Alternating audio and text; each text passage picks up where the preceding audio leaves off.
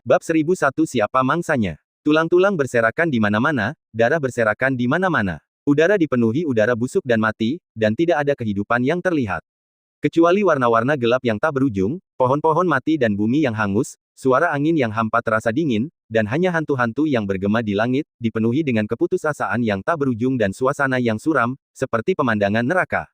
Berdiri di lembah yang dalam di wilayah hitam. Biksu besar Chen Kunpeng diserbu oleh kabut hitam di sekujur tubuhnya, tetapi dia masih berjalan seperti biasa. Kabut hitam itu sulit untuk didekatinya, dan kabut itu hanya berhamburan seperti asap dan debu. Dia tampak seperti biksu biasa yang berjalan di debu hitam yang tak berujung. Jika pemandangan itu berada di negeri dongeng manusia atau alam fana, itu tidak akan menjadi hal yang biasa dan tidak akan menarik perhatian sama sekali. Tetapi di wilayah hitam yang tak terbatas ini, itu terlalu aneh. Seorang biksu besar yang cerdas dan cantik bisa datang ke sini sendirian, dan berjalan maju seolah-olah dia sedang berjalan di jalan yang mulus, dengan senyum berminyak di wajahnya, yang sangat menarik perhatian. Begitu dia muncul, dia belum melangkah beberapa langkah. Beberapa mata terpancar keluar dari makam, memancarkan warna cahaya yang berbeda dalam kegelapan, dan bisikan serak terus terdengar, seperti bisikan iblis. Manusia benar-benar datang. Hehehe, daging dan darah segar semacam ini beberapa kali lebih lezat daripada orang yang sekarat. Aku sudah sedikit lelah selalu menyerap kejeniusan manusia. Ini saat yang tepat untuk mengubah rasanya. Hehehe, pikiran hebat berpikir sama. Ini yang ku maksud. Oh, kalau begitu, kita akan membaginya, agar tidak merusak keharmonisan. Kau benar, aku akan meninggalkan beberapa tulang. Beraninya kau memakannya sendiri. Bisikan-bisikan itu berubah menjadi pertengkaran dalam sekejap, dan makam itu memancarkan energi iblis yang mengerikan. Dalam sekejap, kabut hitam keluar satu demi satu, meledak seperti kolom awan. Beberapa sosok kuat muncul, menghalangi lembah. Ada raksasa berkepala banteng setinggi beberapa kaki, monster pohon setengah manusia dengan tanaman merambat tumbuh di sekujur tubuh mereka, dan roh iblis bertaring tajam setinggi lebih dari 1 inci. Semua iblis itu meledak menjadi roh jahat yang menakutkan, saling terkait dan bertabrakan, dan menolak untuk menyerah. Melihat retakan di tanah di sekitarnya, kabut hitam di langit terus naik dan terbelah. Sebanyak puluhan kepala iblis belum menyerah, dan napas mereka masih naik. Yang mulia sapi merah. Anda, klan banteng iblis, licik dan telah memanfaatkan kami di masa lalu. Jangan pernah berpikir untuk makan sendirian hari ini. Yang mulia banteng mengambil kesempatan untuk keluar sebelumnya, dan dia dan yang mulia tengkorak belum kembali. Mungkin mereka sedang menikmati makanan lezat di wilayah luar sekarang. Ya, setiap kali mereka memanfaatkan, itu adalah klan banteng iblis mereka. Kali ini, tidak peduli apa yang mereka katakan, mereka tidak memiliki bagian. Banteng tua ini adalah yang paling licik, dan kita tidak boleh membiarkannya berhasil. Siapapun yang merebutnya akan memilikinya. Kabut sihir bergulung-gulung, dan bayangan raksasa seperti gunung dari iblis banteng terjerat oleh puluhan kepala iblis. Energi sihir bertabrakan dan terjerat, dan segera getaran dan raungan bergema di alam iblis. Meskipun iblis banteng merah itu kuat, itu bukan tandingan iblis. Bayangan raksasa itu terus-menerus diledakkan kembali, meninggalkan lubang yang dalam di tanah, dan memicu lapisan gelombang udara. Ledakan. Pelayan iblis kerangka yang tak terhitung jumlahnya tersapu oleh akibatnya dan jatuh seperti gelombang laut. Pertarungan antara iblis-iblis itu begitu mengerikan sehingga iblis-iblis biasa tidak berani campur tangan sama sekali, dan sulit bagi mereka untuk mendekat. Mereka hanya bisa membiarkan makhluk-makhluk mengerikan ini bertarung sampai mati. Adapun biksu di antara iblis-iblis itu, dia tidak banyak menarik perhatian, dan tidak ada pemimpin iblis yang memperhatikan dengan saksama, seolah-olah mereka telah menentukan bahwa dia hanyalah seekor domba yang akan disembelih. Melihat bahwa iblis-iblis itu bertarung lebih sengit, wilayah iblis itu tampak sedikit bergetar. Tiba-tiba, suara yang mantap terdengar, yang menenangkan pikiran orang-orang dan bahkan energi iblis pun sedikit menghilang. Amitabha, ada kekuatan misterius dalam suara panjang itu, dan para iblis tampaknya telah menghilangkan sebagian permusuhan mereka. Mereka tidak dapat menahan diri untuk tidak melihat ke bawah ke arah suara itu, dan kemudian mereka menemukan bahwa suara itu berasal dari biksu itu. Biksu itu berdiri dengan tenang dengan tangan terlipat, mengenakan pakaian yang cerah, dan sosoknya terlalu kecil, hanya seukuran jari kaki banteng merah, yang langsung membuat para iblis tertawa. Biksu ini begitu berani sehingga berani berbicara. Aku khawatir dia akan memohon belas kasihan. Semakin dia memohon belas kasihan, semakin banyak ketakutan yang akan terkumpul, dan semakin nikmat rasanya. Biksu kamu meminta kematian, tidak ada gunanya bahkan jika kamu berteriak sekuat tenaga. Hahaha, melihat biksu yang putih dan bersih itu, banteng merah itu membelalakkan matanya, menunjukkan ekspresi serakah dan licik. Biksu ini memiliki kulit yang halus dan daging yang empuk, dan rasanya pasti enak. Mengapa kita tidak berhenti di sini? Aku bersedia berbagi denganmu. Para iblis berhenti ketika mereka mendengar suara itu, dan saling bertukar pandangan serakah. Itulah caranya, tetapi kita harus menikmatinya terlebih dahulu. Ya, aku ingin tangannya. Aku ingin telinganya. Para iblis sudah mulai mendiskusikan pembagian sup, tampak seperti binatang buas. Melihat pemandangan biadab ini, dan mendengar pembicaraan tentang pembunuhan, Chen Kunpeng menggenggam kedua tangannya, menggelengkan kepalanya dengan senyum tak berdaya. Hei, kalian para pendonor sangat kasar. Para iblis menunduk setelah mendengar suara itu, lalu saling memandang, seolah-olah mereka telah melihat sesuatu yang aneh, lalu tertawa lebih liar lagi. Terutama banteng raksasa, yang tertawa begitu keras hingga angin bertiup di sekelilingnya. Hahaha, kesopanan. Siapa yang akan bersikap sopan terhadap makanan di piring? Aku akan menarikmu keluar nanti, itu adalah kesopanan yang paling besar. Tawa itu seperti guntur, dan air liur menyemprot ke seluruh tanah, seperti tetesan air hujan yang jatuh. Beberapa bayangan iblis di langit, serta banyak kepala iblis di tanah, semuanya tertawa mengerikan, seolah-olah para biksu hanyalah mainan di mata mereka. Dalam pemandangan ini, orang-orang biasa akan ketakutan setengah mati. Namun Chen Kunpeng tetap membungkuk dengan tenang, dan senyum di wajahnya semakin lama semakin kuat. Amitabha, sepertinya perjalananku benar. Kamu benar-benar tidak sopan. Agama Buddha perlu dipromosikan di sini. Mohon bersabar dan duduklah serta dengarkan. Suara damai menyebar, dan Chen Kunpeng mengubah tangan kanannya menjadi telapak tangan dan dengan lembut menekan ke depan di udara. Ledakan, kekuatan mengerikan yang tak terlihat jatuh dari langit. Dalam sekejap, semua iblis jatuh dengan cepat, dan puluhan lubang dalam hancur di bumi. Banteng merah juga ditekan dan berlutut, dengan separuh tubuhnya tenggelam ke dalam bumi. Kekuatan mengerikan jatuh pada semua iblis, dan tidak ada dari mereka yang selamat. Mereka semua duduk di tanah. Setan banteng memiliki tubuh terbesar, dan lubang dalam di bawah kakinya sangat menakutkan. Tetapi tidak peduli bagaimana dia memobilisasi kekuatan sihirnya, kakinya sulit untuk diluruskan, seolah-olah dia ditekan di bahu oleh sepasang tangan raksasa yang tak terlihat, dan dia tidak bisa bergerak sama sekali. Ini, Yang Mulia Banteng Merah terkejut dan marah, dan matanya yang besar melebar beberapa kali. Dia melihat sekeliling dengan cemas. Setan lainnya tidak jauh berbeda, semuanya duduk kaku di lubang dalam bumi, dengan kengerian di seluruh wajah mereka. Getaran besar mulai menyebar, dan para iblis menatap biksu itu dengan ketakutan dan keterkejutan. Mereka mengira bahwa ini hanyalah seorang biksu yang bodoh dan mencari kematian, dan paling-paling hanya memiliki sedikit kultivasi. Mereka tidak pernah menyangka, manusia ini sangat tidak biasa, dan kultivasinya terlalu kuat. Siapakah biksu ini yang dapat menaklukkan semua iblis hanya dengan satu kata? Kecurigaan memenuhi pikiran mereka, dan para iblis menunjukkan ketakutan di mata mereka.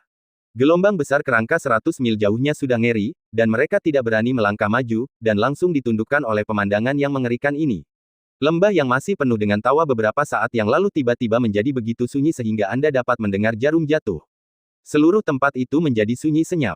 Di bawah tatapan mata yang tak terhitung jumlahnya, Chen Kunpeng masih memiliki senyum di wajahnya, mengangguk sedikit dengan puas, dan duduk dengan kedua telapak tangannya saling menggenggam di tempat, seperti seorang biksu yang mengkhotbahkan kitab suci. Suara lembut itu bergema tanpa henti. Manusia dilahirkan dari ibu manusia. Setan dilahirkan dari ibu setan. Segala sesuatu di dunia ini memiliki ibu, jadi mengapa membedakan antara kamu, aku, dan dia?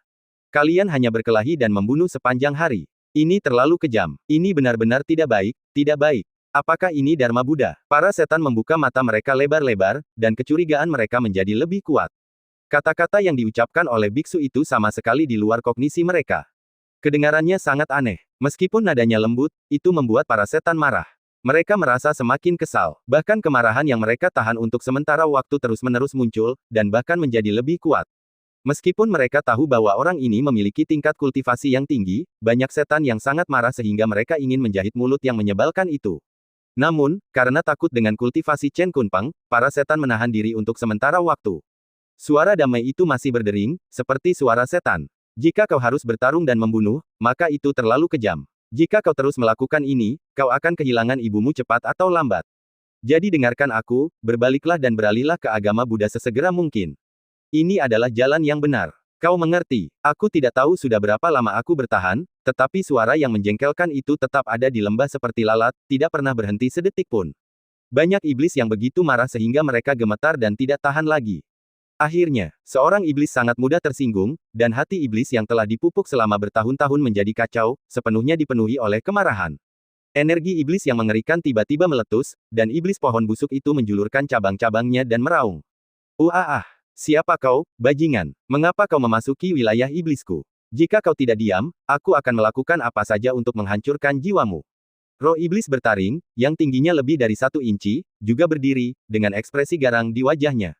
Alam iblis adalah wilayah klan iblis kita. Kita tidak bisa mentolerir manusia yang begitu lancang. Jika kau tidak diam, bahkan jika kau memiliki tingkat kultivasi yang tinggi, kau akan dikubur di sini. Kedua iblis itu berdiri dengan marah, menunjukkan energi iblis yang mengerikan. Kemarahan yang meningkat ini juga menginfeksi banyak iblis. Dalam sekejap mata, beberapa sosok melangkah keluar, melepaskan semua niat membunuh yang mengerikan. Lembah itu sepenuhnya diselimuti oleh niat membunuh, dan bahkan kabut hitam tidak bisa mendekat. Iblis lainnya tidak bersuara, tetapi hanya menatap mereka, diam-diam menggerakkan niat membunuh mereka. Kekejaman dan kesabaran yang telah mereka alami selama bertahun-tahun yang tak terhitung jumlahnya semuanya terungkap pada saat ini. Melihat bahwa niat membunuh yang mengerikan hampir terwujud, mengunci biksu itu sampai mati, iblis-iblis itu akan bangkit, dan pertempuran berdarah yang mengerikan akan segera terjadi. Biksu besar Chen Kunpeng hanya meliriknya. Dia tersenyum dan menggelengkan kepalanya, menunjukkan ekspresi tak berdaya, seolah-olah dia telah melihat anak nakal. Hei, kalian benar-benar nakal. Aku sungguh-sungguh mempromosikan agama Buddha, dan kalian malah membuat masalah seperti ini. Kalian sama sekali tidak punya sopan santun. Ini tidak baik, meskipun kalian adalah roh pohon, apa kalian tidak punya ibu untuk mengajari kalian? Setan pohon itu sangat marah hingga dia gemetar dan langsung menamparkan tanah. Bajingan, dasar biksu iblis, tidak punya ibu untuk mengajari kalian. Sebelum suara itu jatuh, awan hitam bergulung di langit, dan awan itu pecah. Telapak tangan raksasa emas menerobos awan dan jatuh ke tanah seperti kilat dan guntur. Bang! Telapak tangan raksasa setinggi 100 kaki itu jatuh ke lembah, dan beberapa setan yang berteriak ditekan di bawah cahaya keemasan. Tanah di bawah kaki mereka bergetar. Jeritan yang tidak diinginkan bergema, dan kulit kepala para setan menjadi mati rasa saat mendengarnya. Ketika telapak tangan raksasa emas itu menghilang, setan pohon, setan roh, dan setan lainnya semuanya terbunuh oleh kekuatan besar yang mengerikan dan berubah menjadi puing-puing.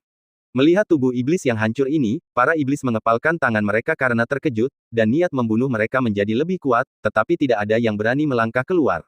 Tekanan yang mengerikan mulai menyebar. Setelah menyerang berulang kali, mereka tidak dapat melihat dengan jelas, dan melihat rekan-rekan mereka dibunuh oleh lawan dalam hitungan detik.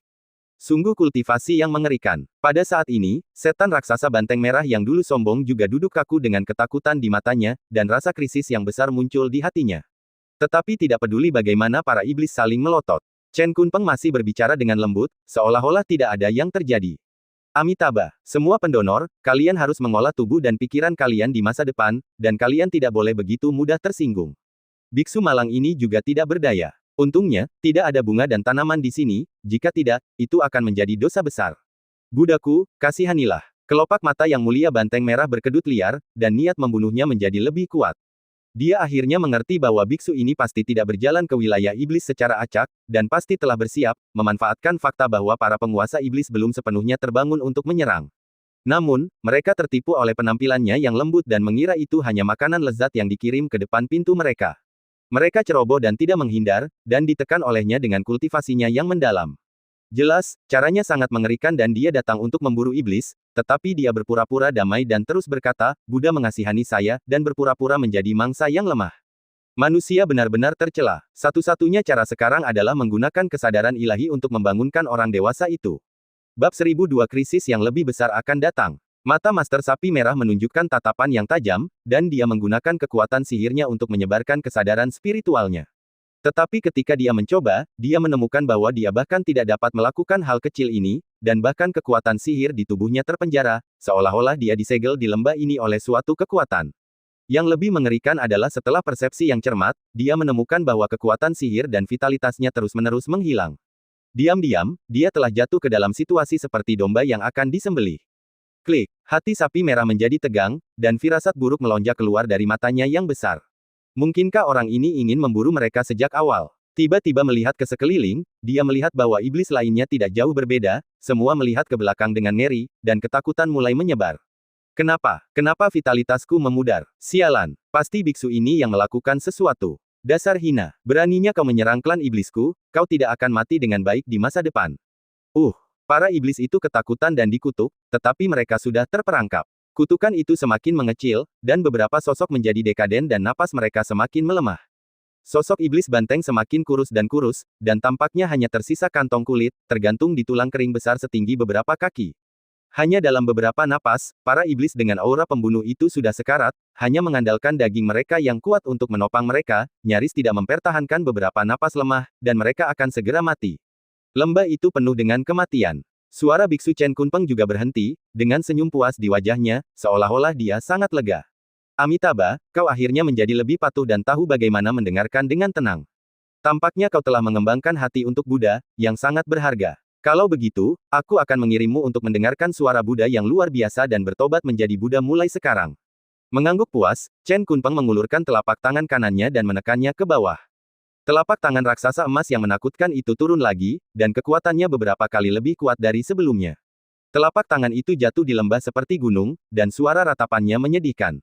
Telapak tangan raksasa itu menghilang, dan semuanya sunyi. Bayangan kerangka yang terbentang dari kegelapan telah lama menghilang tanpa jejak. Seluruh wilayah hitam itu jatuh ke dalam keheningan yang mematikan. Akhirnya, semuanya sunyi, dan Chen Kunpeng menyatukan kedua tangannya dan tersenyum puas. Amitabha, aku telah melakukan perbuatan baik lainnya. Bersikap baik kepada orang lain adalah dasar dari kebahagiaan, dan membantu orang lain untuk menjadi Buddha adalah apa yang aku harapkan. Itu memang merupakan pahala yang besar. Saat dia mengatakan ini, biksu dengan pakaian yang indah itu mengeluarkan buku di lengan bajunya, membenamkan dirinya dalam lautan pengetahuan yang tak terbatas lagi, melangkah keluar, dan menghilang dalam riak-riak. Tidak lama setelah riak-riak kekosongan ini menghilang, retakan lain terkoyak di bagian lain dari wilayah hitam. 7 orang suci melangkah maju dengan wajah tegas, semuanya memegang senjata suci tingkat atas, dan sangat berhati-hati selama proses tersebut. Namun, ketika mereka menyebarkan indera spiritual mereka tidak dapat mendeteksi adanya napas. Wilayah hitam tampak sangat sunyi. King Yunzi, yang memimpin, mengerutkan kening dan menoleh ke belakang. Semuanya, wilayah hitam ini sangat aneh. Hati-hati, kita di sini hanya untuk menyelidiki berita. Kita tidak boleh bertarung. Kita akan bertindak sendiri-sendiri sekarang. Jika ada perubahan, kita akan saling membantu. Para orang suci menanggapi dengan sungguh-sungguh, dan kemudian bubar dengan cara yang rendah hati. Setelah waktu yang lama, masih tidak ada yang bisa ditemukan. Tidak hanya tidak ada napas di wilayah hitam, tetapi bahkan iblis pun tidak ditemukan. 7 orang suci saling mengirim slip giok dan membalas dengan cepat, semuanya dengan wajah bingung. Sampai seseorang tiba di lembah dan mengirim pesan yang mendesak. 7 orang suci itu berdiri di tempat, di lembah di hadapan mereka, para iblis hancur berkeping-keping, dan sebuah lubang dalam yang mengerikan muncul, seolah-olah seorang raksasa telah mengambil tindakan, hanya menyisakan jejak telapak tangan yang sangat mengerikan setinggi 100 kaki. Di dalam lubang jejak telapak tangan yang mengerikan itu, bahkan tulang kepala sapi yang besar pun tampak tidak berarti. Sulit membayangkan makhluk macam apa yang bisa memiliki tingkat kultivasi seperti itu. Bai Piao Piao menatap ke kejauhan dengan serius, dan merasa semakin tidak berarti. Di hadapan makhluk seperti itu, tingkat kultivasinya terlalu jauh tertinggal. Jika dia bertemu musuh yang begitu kuat di masa depan, saya khawatir Yi Feng tidak akan cocok. Bahkan Santo Pedang yang tak terkalahkan, Su Jie, menunjukkan tekanan di matanya. Bagaimana ini mungkin? Meskipun monster-monster ini sudah mati, aura lemah yang mereka tinggalkan masih sangat kuat. Bahkan jika aku, King Yunzi mengangguk dengan serius, menatap lubang yang dalam dan mayat-mayat iblis di kakinya dengan ketakutan di matanya. Benar, dari aura sisa ini, mayat-mayat yang hancur ini pastilah iblis, dan mereka adalah iblis yang sangat kuat. Jika kita bertemu iblis-iblis ini, bahkan jika kita bertuju bekerja sama, sulit untuk bertahan hidup. Aku tidak menyangka bahwa sekelompok iblis yang begitu mengerikan akan dikubur bersama-sama di sini. Ini benar-benar mengerikan. Biksu di sampingnya menyatukan kedua tangannya. Amitabha, semua iblis telah terbunuh dan hancur. Cara seperti itu terlalu kejam. Aku tidak tahu apakah mereka musuh atau teman. Kalimat ini menyebabkan ketujuh orang suci itu terdiam. Mereka memasuki wilayah hitam dengan tekad yang besar, bahkan mempertaruhkan jiwa para orang suci, tetapi mereka tidak menyangka akan melihat pemandangan seperti itu dan menemukan keberadaan yang jauh lebih menakutkan daripada para iblis. Semuanya menjadi membingungkan. Krisis besar di masa lalu tampaknya hancur dalam sekejap, tetapi itu memunculkan bayangan hitam yang lebih menakutkan, menutupi langit dan matahari, menyelimuti hati para orang suci. Bai Piao Piao dan Su Jie saling memandang dengan tenang, dan tekanan muncul di mata mereka yang indah. Tanpa kata-kata, mereka sudah memahami kekhawatiran satu sama lain. Sekarang setelah para Master Yunsing keluar, mereka telah melihat pemandangan yang begitu mengerikan hari ini, dan mereka merasa semakin tidak berdaya. Tampaknya badai akan datang, dan malapetaka akan segera terjadi. Bahkan orang suci seperti perahu tunggal di lautan dan tidak dapat melindungi diri mereka sendiri. 7 orang suci itu berwibawa dan diam, lalu merobek kehampaan dan pergi. Sebuah pesan dikirim kembali ke Asosiasi Tianxia, dan goncangan menyebar ke semua wilayah, orang-orang panik, dan pasukan yang tak terhitung jumlahnya ketakutan. Aliansi Sembilan Alam. Di jalan panjang yang sibuk, Yi Feng berjalan tanpa tujuan. Kupikir aku bisa menunggu keluarga Gu kuno datang dan membalas dendam. Namun, dia menunggu hingga lelah, dan tidak mendengar kabar apapun. Dia tidak punya banyak harapan untuk keluarga Gu. Setelah begitu banyak masalah, dia tetap tidak bisa mati. Yi Feng hanya menjual halaman kecil tempat tinggalnya sebelumnya dan bersiap mencari tempat untuk menetap dan beristirahat sejenak. Rencana macam apa untuk bunuh diri, tugas sistem omong kosong macam apa, pergilah ke neraka. Melangkah keluar dari gerbang kota, Yi Feng memanggil Men Benwei. Mengendarai siput sepanjang jalan, dia menarik banyak orang yang menunjuk dan berbicara di sepanjang jalan, tetapi dia sama sekali tidak peduli. Dia hanya merasa bahwa segala sesuatu di dunia ini sangat bising, dan dia hanya ingin mencari tempat yang tenang untuk berbaring dan menjalani kehidupan ikan asin selama beberapa hari. Aku tidak tahu berapa lama aku berjalan, dan aku tidak tahu di mana aku berada. Tiba-tiba, tawa berpikiran terbuka datang dari langit. Haha, nak, kemana kau pergi? Yi Feng mengangkat mata ikannya yang mati dan mendapati seorang lelaki tua jatuh. Itu Funantian, pendekar yang pernah mencoba racun bersama dan hampir mati. Harus kukatakan bahwa dia sedikit iri pada lelaki tua ini. Meskipun kultivasinya tidak begitu bagus, dia lebih mudah mati. Dia hampir kehilangan nyawanya saat menguji racun. Sungguh menyebalkan membandingkan orang. Mereka adalah kenalan lama, jadi Yi Feng menjawab dengan santai. Aku juga tidak tahu. Funantian berhenti dan menatap Yi Feng beberapa kali. Melihat penampilan Yi Feng yang lesu, dia tersenyum dan bercanda. Wah, sudah lama sekali kita tidak bertemu. Kenapa kamu begitu dekaden? Kamu tidak terlihat seperti pemuda. Bagaimana kalau aku minum denganmu? Yi Feng tidak terlalu memikirkannya. Minum tidak buruk. Itu hanya membantu meredakan kekhawatiran. Baiklah. Keduanya cocok dan segera menemukan penginapan di jalan. Duduk di meja, Funantian penuh energi untuk kembali ke tempat kejadian. Dia pernah dianiaya dalam catur sebelumnya, dan kehilangan muka terakhir kali di Pulau Tiandu. Kali ini, dia harus memberitahu anak ini apa artinya menjadi tua dan pedas. Sambil memegang mangkuk besar di satu tangan, Funantian mengundang sambil tersenyum. Ayo, kita mabuk hari ini. Yi Feng sudah lama kesal, dan dia dengan senang hati mendentingkan mangkuk. Oke, kita mabuk. Tunggu sampai matahari terbenam. Funantian berbaring di bawah meja, melambaikan tangannya dengan panik dan dengan tegas menolak. Tidak, aku tidak ingin minum lagi, apapun yang terjadi. Melihat lelaki tua itu tampak seperti akan mati, jelas bahwa dia benar-benar tidak bisa bertahan, jadi Yi Feng tidak membujuknya lagi, dan mengambil mangkuk anggur dengan putus asa, meminum semua depresi dalam satu tegukan. Panasnya melonjak kembali dan menyebar ke seluruh tubuh, dan itu sangat menyegarkan. Tindakan minum yang heroik itu mengejutkan Funantian yang mengangkat tubuhnya. Dia mendecakkan bibirnya dan tidak bisa berkata apa-apa. Melihat Yi Feng minum beberapa mangkuk berturut-turut, dia benar-benar kehilangan kesabaran. Murid masa depan ini benar-benar agak mesum. Dia tidak bisa bermain catur, berpura-pura keren, dan minum alkohol. Aneh sekali. Jika bukan karena kultivasinya yang kuat, Funantian tidak akan berani tinggal di sini. Kultivasi bijaknya adalah kartu truf terakhirnya dan satu-satunya penghiburnya. Selama Yi Feng tahu kultivasinya di masa depan, semua wajahnya akan dipulihkan, dan kegagalan sebelumnya tidak akan menjadi masalah.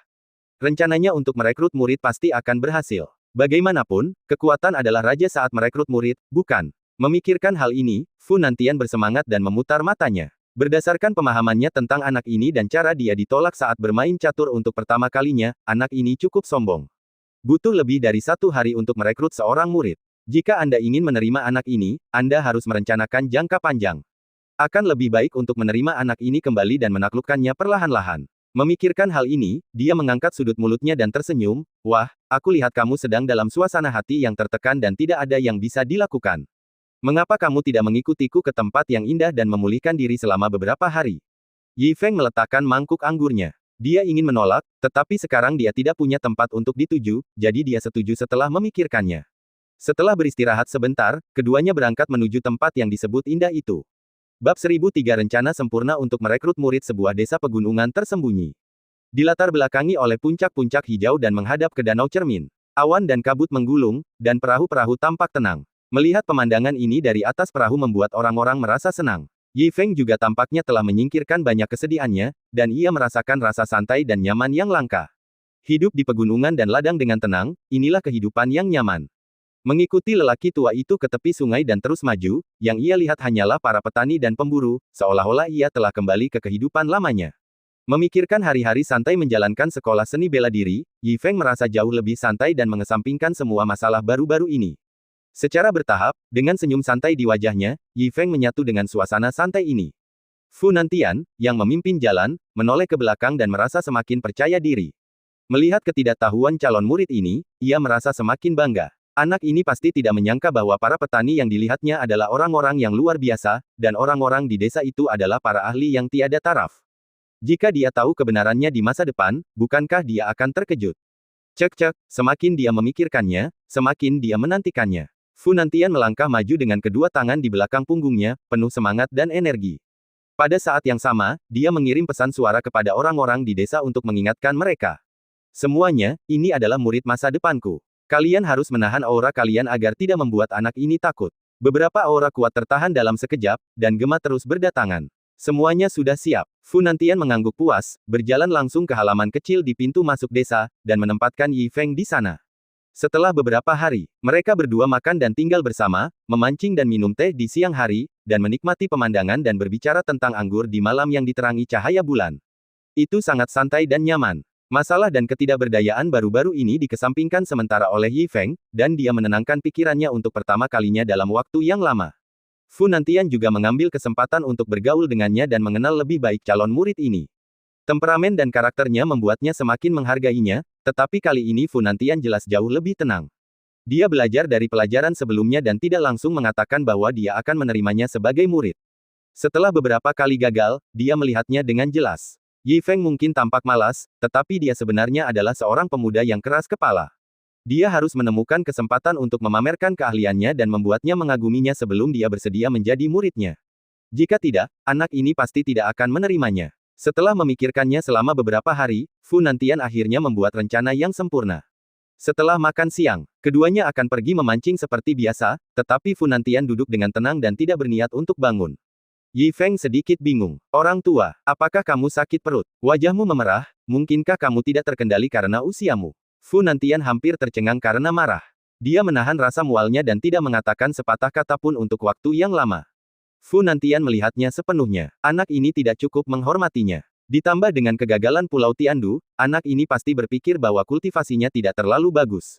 Ini tidak akan berhasil. Dia harus mencari kesempatan untuk pamer dan membuktikan kultivasinya. Dengan pikiran yang teguh, Fu Nantian terus memikirkan alam rahasia yang berbahaya.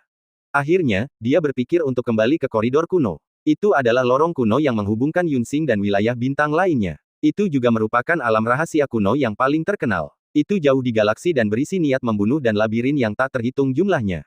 Begitu Anda melangkah ke dalamnya, Anda akan mati. Bawa anak ini untuk melihatnya, lalu tunjukkan kekuatan orang suci. Bukankah dia akan terkejut dan langsung menjadi murid? Saya ingin menerima seorang murid sebagai orang biasa, tetapi saya tidak menyangka akan diperlakukan dengan segala macam penghinaan dan kekasaran. Tidak mungkin. Saya hanya bisa menunjukkan kartu saya hari ini. Semakin Fu Nantian memikirkannya, semakin kuat tekadnya, dan senyum lebar perlahan muncul di wajahnya. Melihat lelaki tua ini duduk dengan linglung dan tiba-tiba tertawa aneh, Yi Feng sedikit khawatir dan melangkah maju untuk bertanya dengan tenang. Pak Tua, apakah kamu baik-baik saja? Jika tidak berhasil, pergilah ke toilet. Jangan menahannya. Buang air besar di celana itu masalah kecil. Jangan menderita demi harga diri. Fu Nantian kembali sadar dan batuk untuk menutupi rasa malunya. Ahem, apa yang kamu pikirkan? Fu Nantian memutar matanya ke arah Yi Feng, berbohong dan menjelaskan. Dasar bocah, kamu tidak memikirkan hal yang baik sepanjang hari. Sejujurnya, aku telah memikirkan tempat yang bagus untuk memancing, dan hari ini kita akan mendapatkan tangkapan besar. Yi Feng mengangguk dengan ekspresi sadar di matanya, dan ketika dia melihat bahwa celana lelaki tua itu tidak diganti, dia untuk sementara merasa tenang. Dia tidak terlalu memikirkan tempat memancing yang berharga itu. Begitu. Kalau begitu, ayo kita berangkat cepat, agar tidak memberi makan nyamuk dengan memancing di malam hari. Fu Nantian mengangguk sambil tersenyum, mengenakan topi bambu dan memegang tongkat pancing, dia melangkah keluar dari halaman. Yi Feng mengikutinya. Keduanya terus bergerak maju, melangkah ke udara, dan berjalan semakin jauh. Yi Feng perlahan menyadari bahwa ada yang salah, dan minatnya untuk memancing pun sedikit berkurang. Pak Tua, mengapa kita belum sampai? Berapa lama lagi? Fu Nantian terkekeh dan menjawab, tempat memancing yang berharga itu tentu saja tidak dekat, dan itu bukanlah sesuatu yang bisa diketahui orang biasa. Kita akan segera sampai di sana, jangan khawatir. Yi Feng mengangguk ketika mendengarnya, dan harus mengikutinya. Kurasa begitu. Karena itu adalah tempat memancing yang bagus dengan hasil tangkapan yang banyak, tempat itu jelas tidak diketahui orang biasa. Tidak ada salahnya berjalan beberapa langkah lagi, setidaknya kamu bisa mendapatkan beberapa tangkapan. Hanya memikirkan kata panen, kebosanan yang telah terlupakan baru-baru ini muncul kembali di benakku. Yi Feng mencoba segala cara untuk menemukan kematian, tetapi semuanya sia-sia. Rencananya untuk menemukan kematian tidak mengalami kemajuan, dan kultivasinya menjadi semakin kuat. Dia tidak akan pernah bisa kembali ke kehidupannya yang sederhana. Itu benar-benar takdir. Semakin dia berjalan, semakin dia merasa tidak bisa berkata-kata. Yi Feng berjalan maju dengan linglung, tanpa hati untuk bertanya lebih banyak, dan perlahan-lahan terdiam. Di depan, Fu Nantian diam-diam menghitung dalam hatinya. Meskipun tidak menyenangkan dipandang rendah oleh anak ini. Tetapi jika Anda memikirkannya dari sudut pandang lain, tampaknya itu bagus, karena hanya setelah dipandang rendah, kejutan dan goncangan yang dibawa ke anak ini di masa depan akan menjadi lebih kuat, dan efek kontras akan mencapai titik ekstremnya. Ketika dia menunjukkan kultivasi suci yang mengerikan. Haha, bukankah anak ini akan terkejut seperti tersambar petir? Ini adalah contoh sempurna dari menekan terlebih dahulu dan kemudian memuji. Sebelum mencapai koridor kuno, Fu Nantian sudah bisa meramalkan semua yang akan terjadi. Anak laki-laki yang dulunya sombong dan lancang akhirnya mengenali identitas asli dari guru senior, dan dipenuhi dengan rasa malu, lalu berlutut dalam ketakutan dan kegelisahan. Apa? Senior sebenarnya adalah orang suci legendaris. Junior itu buta dan telah berbicara kasar berkali-kali. Saya harap senior akan memaafkan saya. Jika senior dapat mengesampingkan dendam masa lalu, saya, Yi Feng, bersedia menjadi murid Anda. Ini adalah kehormatan besar. Memikirkan pemandangan yang luar biasa ini, senyum Fu Nantian menjadi lebih kuat, dan dia merasa sangat bahagia. Sampai panggilan dari belakang terdengar. Hei, orang tua, apa yang kamu pikirkan? Mengapa kamu tersenyum begitu cabul? Fu Nantian terus bergerak maju, dengan cepat menahan senyumnya, berbalik dan dengan santai mengucapkan beberapa kata basa-basi. Tidak apa-apa, panen hari ini pasti luar biasa. Yi Feng menjawab tanpa berkata apa-apa dan terus mengikuti lelaki tua itu. Setelah berjalan entah sejauh mana, Fu Nantian di depannya tersenyum licik dan berteriak, "Wah, teruskan saja." Oh, Yi Feng menjawab dengan santai tanpa terlalu memperhatikan, dan hanya melangkah maju. Siapa yang tahu bahwa langkah ini diambil? Ada lautan bintang di bawah kakinya. Yi Feng tertegun, seolah-olah dia memiliki ilusi. Dia perlahan mengangkat matanya dan melihat sekeliling, dan kemudian dia menemukan bahwa tidak ada hijau di sekitarnya, tidak ada danau atau gunung, hanya galaksi yang tak berujung, dan dia berdiri di kehampaan. Tiba-tiba, Yi Feng terbangun dari mimpi dan ekspresinya berubah drastis. Ini bukan danau pemancingan. Melihat ekspresi bingung itu, Fu Nantian sangat bangga. Semuanya sesuai dengan harapannya. Dia hanya perlu menenangkan Yi Feng dan akhirnya menunjukkan kartunya. Pada saat kritis ini, Fu Nantian mengeluarkan keterampilan akting terkuat dalam hidupnya.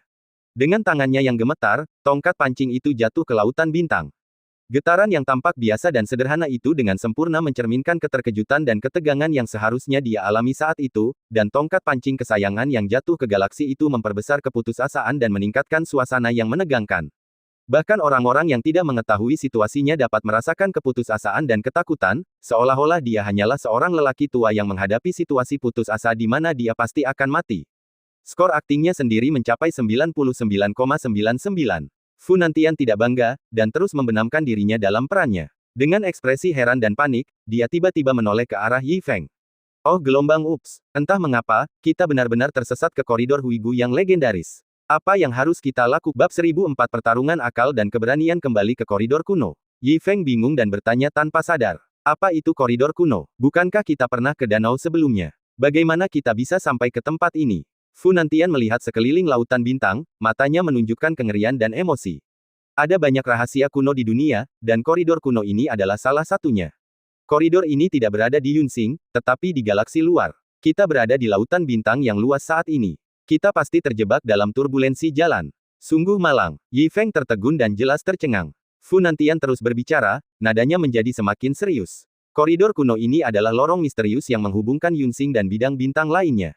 Itu sangat berbahaya dan ada banyak legenda. Hanya yang benar-benar kuat yang bisa keluar dengan aman. Mendengar ini, Yi Feng bertanya dengan heran, seolah-olah dia ketakutan. Itu sangat berbahaya. Fu Nantian mengangguk dengan serius, dengan cahaya sombong yang tak terduga berkedip di matanya, dan nadanya menjadi lebih gugup. Ini lebih dari berbahaya, tempat ini adalah jalan buntu. Seperti yang diharapkan. Begitu dia mengatakan ini, mata Yi Feng membelalak. Anak ini benar-benar tidak memiliki banyak pengalaman. Ketika dia mendengar tentang alam rahasia kuno di luar Yunxing, dia langsung tercengang.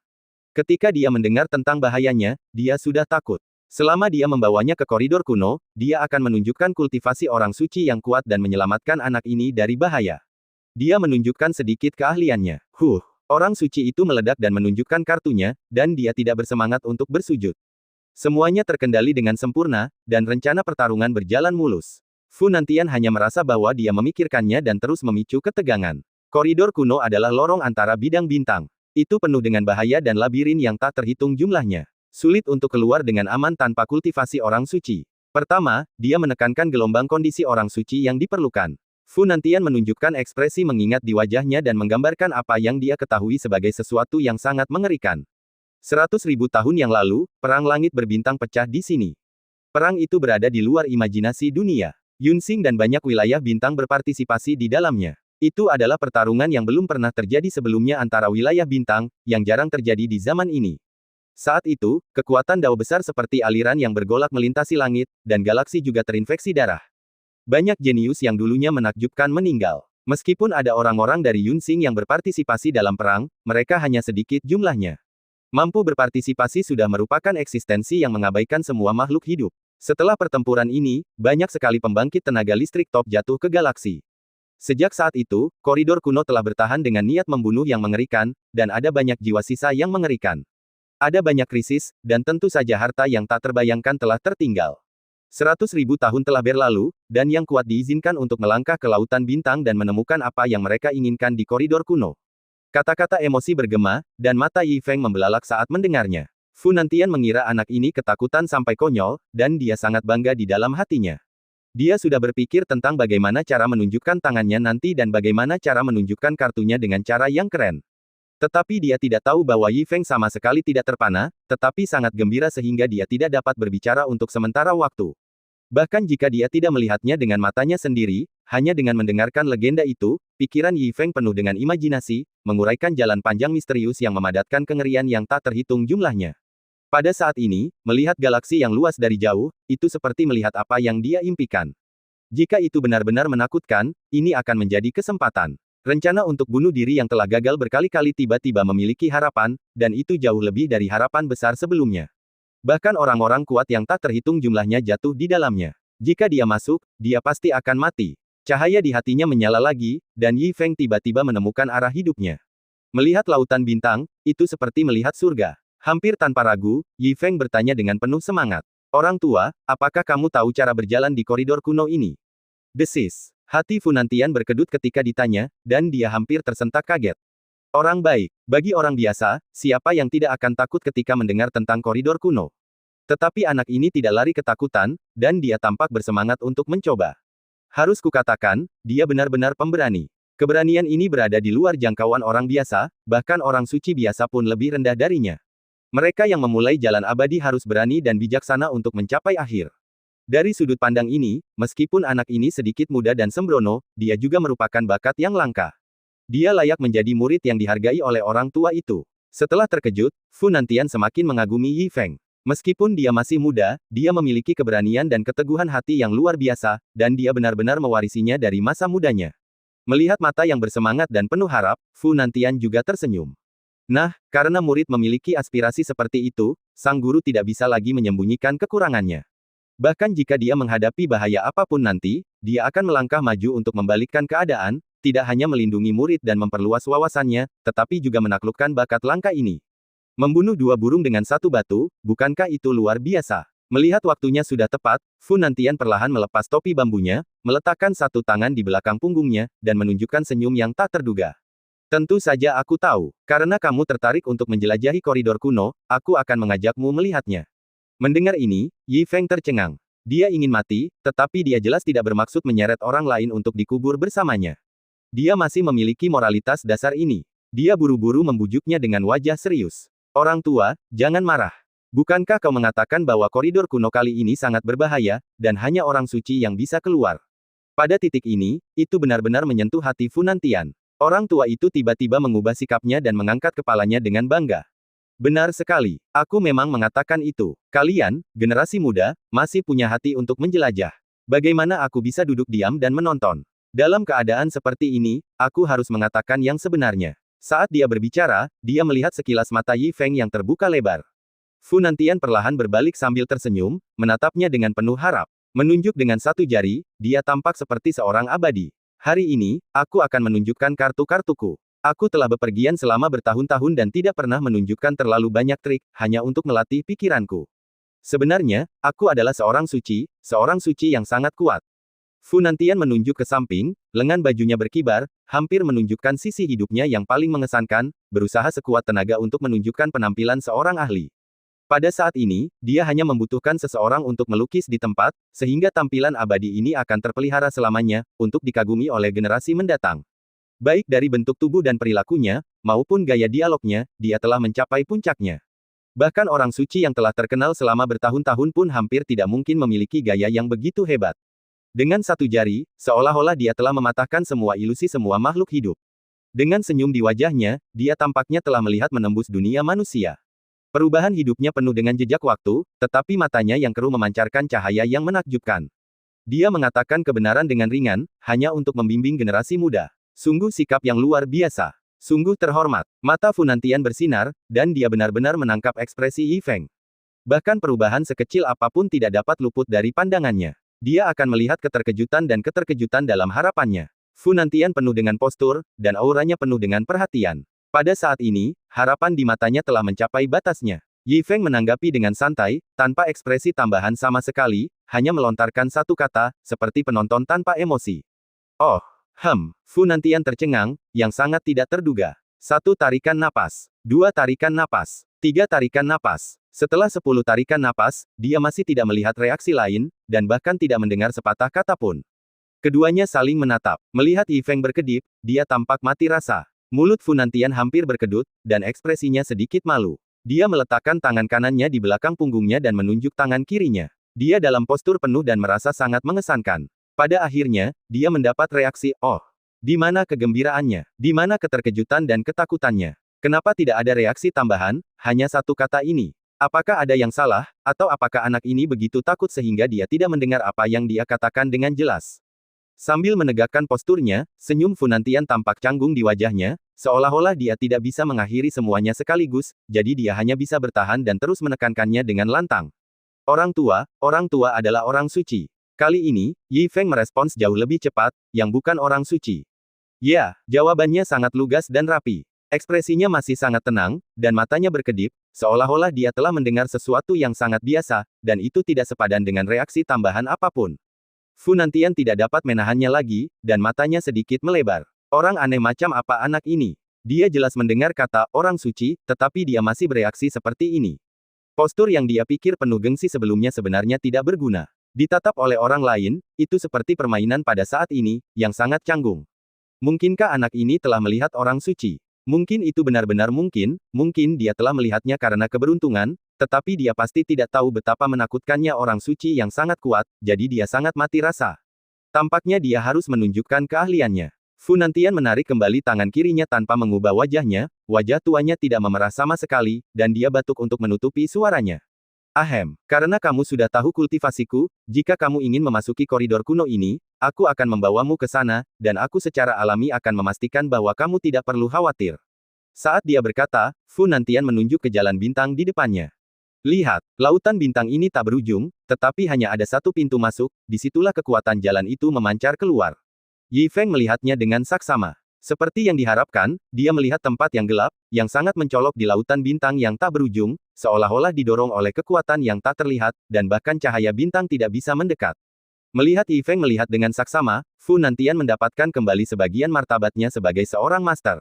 Pada saat yang sama, dia juga diam-diam menghitung. Anak ini tenang dan telah memenangkannya berkali-kali dengan keberuntungan. Tidak boleh ada kesalahan lagi. Baru saja, ledakan kultivasinya sendiri tidak membuatnya tercengang. Dia harus kejam dan memberi tahu anak ini seberapa tinggi langit dan seberapa tebal bumi. Cara terbaik adalah membiarkan anak ini mengambil risiko dan membahayakan hidupnya, sehingga dia dapat menyadari kedangkalan kultivasinya. Kemudian dia dapat mengambil tindakan dan menyelamatkannya dari bahaya, yang pasti akan menghasilkan hasil 2 kali lipat dengan setengah usaha. Berpikir kembali ke kesalahan sebelumnya, terutama hilangnya muka Pulau Tiandu, Fu Nantian benar-benar belajar dari kesalahannya dan bersiap untuk membiarkan Yi Feng jatuh ke dalam bahaya sendirian. Setelah perencanaan yang matang, Fu Nantian meletakkan tangannya di belakang punggungnya dan melangkah keluar. Nak, ikuti aku ke koridor kuno. Yi Feng menirunya dan melangkah. Meskipun dia berada di lautan bintang, dia merasa seperti berjalan di tanah datar. Kultivasi orang suci yang kuat akhirnya membuatnya merasa sedikit bahagia dan terhibur. Keduanya berjalan melalui pintu masuk yang gelap dan melangkah ke lautan bintang dalam sekejap mata. Langit penuh dengan bintang, dan jalan di bawah kakinya ditaburi dengan berbagai warna bintang. Dapat dikatakan sebagai pemandangan paling menakjubkan di dunia. Bahkan jika Anda hanya naik ke pemandangan seperti itu ditakdirkan untuk menjadi tak terlupakan seumur hidup. Keindahan seringkali melahirkan bahaya. Ini adalah kebenaran alami. Pada saat ini, hal itu seakan mengonfirmasi apa yang kudengar sebelumnya, seolah-olah aku akan memasuki tempat berbahaya yang belum pernah terjadi sebelumnya. Jika aku benar-benar dapat masuk jauh ke dalam koridor kuno, aku akan berhasil mencari kematian. Yi Feng mengikutinya ke depan, dan harapannya menjadi lebih kuat. Pada saat yang sama, melihat lelaki tua yang santai di depannya, dia mulai memikirkan sempoa kecilnya. Meskipun lelaki tua ini bertindak aneh, dia baik hati dan bersedia memimpin jalan untuk dirinya sendiri, tetapi dia bertekad untuk mati dan tidak dapat menyakiti orang lain. Bagaimana aku bisa mengambil kesempatan untuk menyelinap pergi dan menemukan krisis sendirian? Yi Feng berpikir keras, tidak lagi memperhatikan koridor galaksi di sekitarnya, dia juga tidak peduli kemana dia berjalan. Fu Nantian di depannya juga mengalihkan pandangannya. Aku tidak bisa melemparkan anak ini ke dalam bahaya secara terbuka, jika tidak, jika dia melihatnya, semua usahaku akan sia-sia. Bagaimana aku bisa menyingkirkan anak ini dan membiarkannya melangkah ke dalam bahaya sendirian? Keduanya saling memandang, berpikir secara berbeda. Bab 1005 dunia yang berbeda. Pada saat ini, mereka berdua berhenti di waktu yang sama. Melihat ke atas, koridor galaksi sebenarnya memiliki percabangan jalan, terbagi menjadi dua jalan kiri dan kanan, yang tampaknya menjadi dua pilihan, dan itu juga memberinya kesempatan. Yi Feng berbicara dengan tegas. Orang tua, aku belum pernah ke sini. Yang di sebelah kanan memiliki bintang-bintang yang terang dan tampaknya memiliki pemandangan yang lebih baik. Aku akan menjelajahi jalannya terlebih dahulu. Meskipun Yi Feng tidak tahu banyak tentang koridor kuno, dia memiliki beberapa penilaian. Melalui pendengaran, dia tahu bahwa banyak orang hebat telah jatuh di sini. Kecuali cahaya bintang yang redup di pintu masuk, semakin dalam kamu masuk, semakin terang. Yang di sebelah kanan jelas lebih terang, dan itu seharusnya mengarah ke tempat yang lebih dalam. Ya ampun, anak ini benar-benar memenangkan hatiku. Aku hanya khawatir tentang bagaimana cara menyingkirkannya. Fu Nantian senang ketika dia mendengar apa yang dikatakan Yi Feng. Namun, dia tetap tenang dan berkata dengan ragu-ragu, baiklah, karena kamu ingin pergi dan melihat-lihat, pergilah dan lihat-lihat. Kebetulan aku juga akan pergi ke kiri untuk melihat-lihat. Namun, kamu tidak boleh masuk terlalu dalam. Koridor itu penuh dengan labirin. Kamu harus berhati-hati. Kedengarannya seperti pengingat yang penuh perhatian, tetapi itu hanya pertunjukan. Fu Nantian telah mendengar bahwa melewati persimpangan Xinghai berarti secara resmi memasuki koridor Huigu. Begitu kamu melangkah masuk, kamu mungkin menemukan labirin, dan akan sulit bagi orang biasa untuk kembali. Kata-katanya hanya untuk berpura-pura sulit. Di permukaan, dia menegur Yi Feng, tetapi sebenarnya, dia ingin membangkitkan rasa ingin tahu Yi Feng dan membiarkan Yi Feng masuk terlalu dalam, berharap Yi Feng akan menghadapi krisis. Pada saat yang sama, itu juga memberi dirinya alasan. Ketika Yi Feng berada dalam krisis hidup dan mati, dia perlahan-lahan akan muncul, memberi tahu pemuda ini tentang puncak dunia, tetapi dia tidak dapat menyalahkannya, dan hanya bisa bersyukur dan kagum. Bahkan jika dia menghilang setelah penyelidikan, dia akan mengatakan bahwa dia juga terjebak dalam labirin Xinglu kiri, tanpa cacat apapun. Rencana cerdik ini benar-benar sempurna. Melihat Yi Feng bergegas ke jalan bintang, Fu Nantian tersenyum penuh harap, dan segera berlari, menghilang ke jalan bintang di sebelah kiri. Fu Nantian mengira dia ahli dalam pandangan ke depan, tetapi dia sama sekali tidak dapat membayangkan kebenarannya. Di jalan bintang di sebelah kanan, Yi Feng sudah mulai berlari liar, kakinya begitu penuh percikan api, dan dia berlari lebih cepat dari Fu Nantian, dengan ekspresi kegembiraan dan kegembiraan di wajahnya, tanpa sedikit pun rasa gugup, lebih seperti seorang pemuda yang mengejar mimpinya. Yi Feng menghela napas lega sampai dia melihat ke belakang dan tidak bisa lagi melihat sosok itu. Akhirnya menyingkirkan orang tua itu. Dengan senyum lega, Yi Feng mengambil langkah berani. Dia telah memutuskan untuk berjalan sampai ke ujung jalan bintang ini, dan dia harus menghadapi semua bahaya dan rintangan, tidak peduli seberapa kuat jiwa, seberapa mengerikan labirin, tidak ada satupun yang bisa lolos. Kali ini, dia harus mati di sini. Bagaimana jika dia gagal mati lagi, dan dia bertemu lelaki tua itu dan bertanya mengapa dia pergi, dia akan mengatakan bahwa dia tersesat di labirin ilusi. Semuanya direncanakan dengan sempurna. Yi Feng tidak berhenti sejenak dan melangkah maju menuju koridor kuno. Cahaya bintang menjadi semakin tebal saat dia berjalan. Tampaknya ada kekuatan luar biasa di koridor, yang terus berlalu seperti angin sepoi-sepoi. Itu berbeda dari tempat manapun yang pernah dia kunjungi sebelumnya, dan itu membuatnya merasa semakin bersemangat. Terutama ketika dia melihat bahwa jalan bintang misterius itu memancarkan cahaya misterius, dan itu menjadi semakin dalam saat dia maju, Yi Feng bahkan lebih terkejut. Tetapi saat dia terus berjalan, dia tidak pernah menghadapi bahaya apapun. Dia akhirnya menemukan jalan panjang yang tampak gelap, tetapi tidak ada yang terjadi ketika dia melangkah di sana. Kelihatannya agak menggertak, dan pada dasarnya itu adalah tempat bunga. Dia mencari dengan saksama sepanjang jalan, tetapi dia tidak melihat jiwa sisa yang kuat. Lambat laun, Yi Feng mendapat firasat buruk, dan minatnya berkurang setengahnya. Dari kegembiraan awal bertamasya, dia berubah menjadi pencarian yang cemas. Dia fokus menemukan berbagai bahaya. Lautan bintang di luar koridor terbang lewat, dan pemandangan yang indah itu mengandung kekuatan yang mengerikan. Bahkan jika seorang suci melihatnya, dia akan kagum dengan pemandangan yang begitu mengerikan.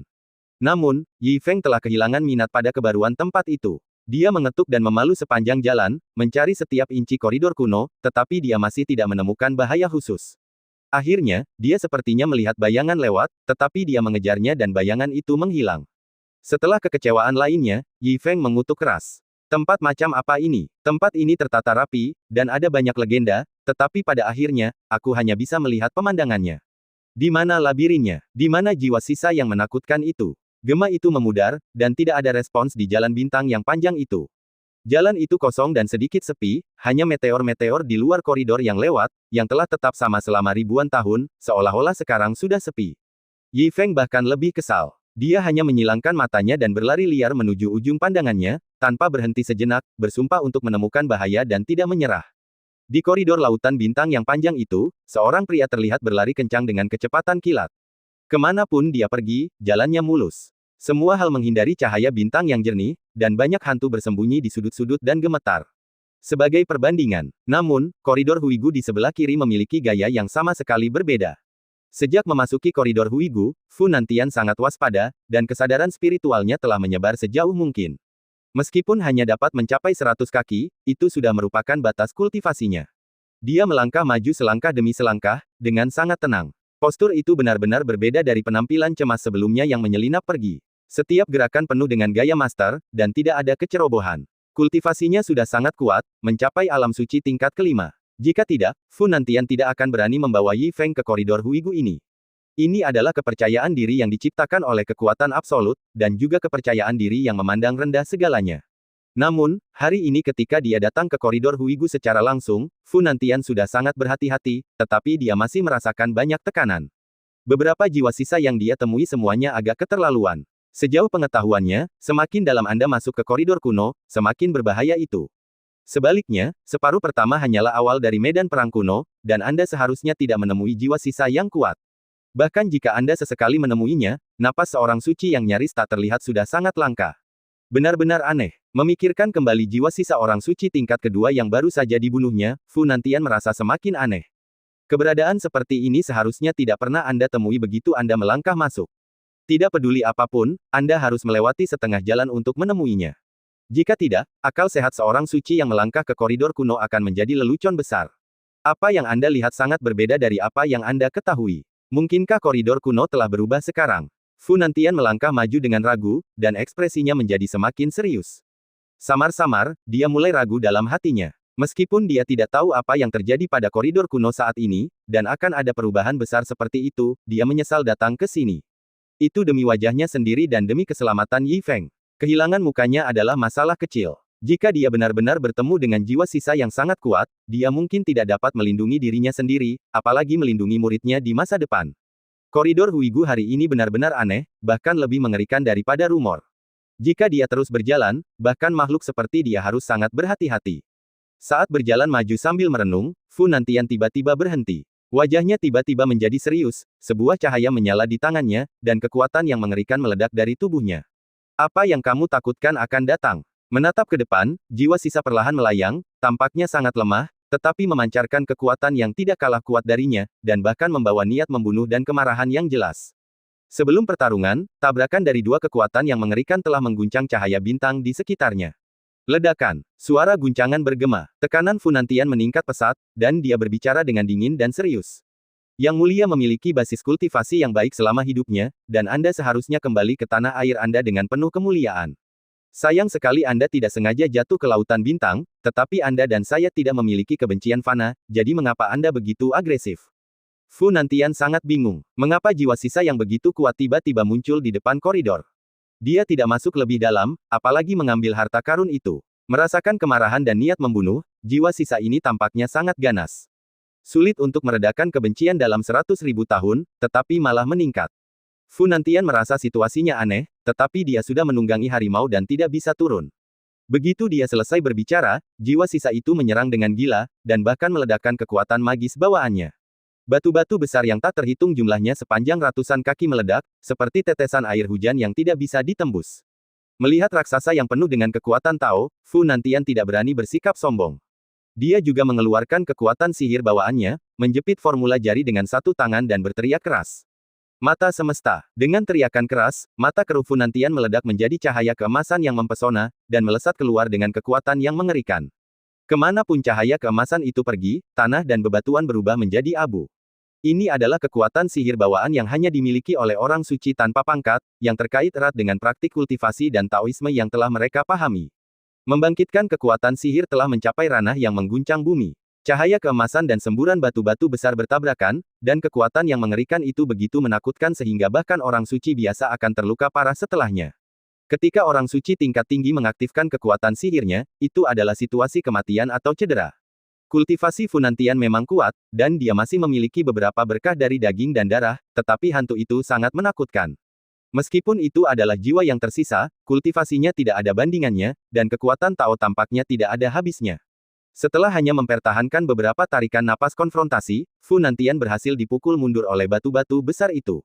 Batu-batu besar yang tak terhitung jumlahnya masih saling beradu, dan koridor Xinghai selebar 1000 kaki hampir terisi, menekan tubuhnya di tengah.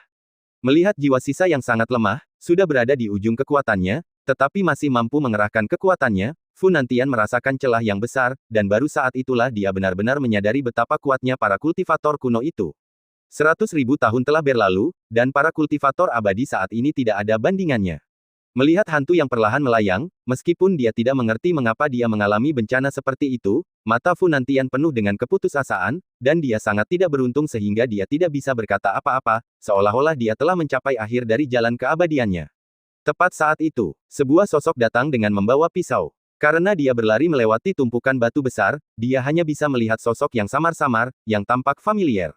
Fu Nantian tidak peduli untuk berpikir terlalu banyak. Dia hanya berpikir bahwa sang penyelamat akan datang. Dia mencoba yang terbaik untuk mentransmisikan kesadarannya. Sahabat Tao, jiwa yang tersisa sangat lemah, satu pisau, hanya satu pisau. Melihat dengan gugup dari jauh, sosok yang sangat cepat itu menarik mata dan pikirannya. Dia melihat bahwa pria itu sangat cepat, dan dalam sekejap mata dia telah tiba di depan jiwa yang tersisa, menebas secara vertikal dengan pisau, dan berteriak keras. Persetan. Kalimat yang tidak dapat dijelaskan ini tampak agak vulgar, tetapi itu mencurahkan kemarahan yang tak berujung, dan itu sangat menyegarkan. Menyaksikan jiwa yang tersisa dibunuh oleh cahaya pedang, berubah menjadi bubuk dan menghilang. Fu Nantian menghela napas lega, dan juga tergerak oleh petualangan hari ini. Tepat ketika dia hendak mengirim pesan suara untuk berterima kasih padanya, dia melihat orang itu perlahan berbalik, dengan wajah penuh kebencian.